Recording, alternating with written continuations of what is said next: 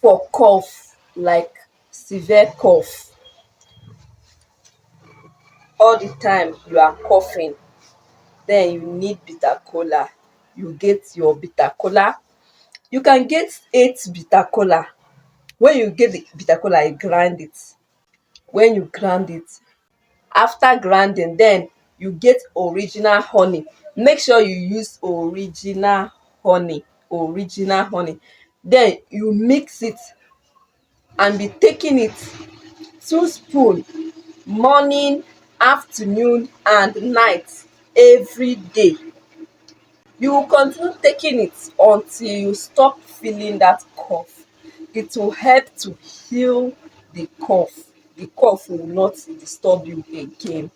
Bitter kola and original honey, grind and mix together, and take it 2 spoon morning, afternoon and night till you get better.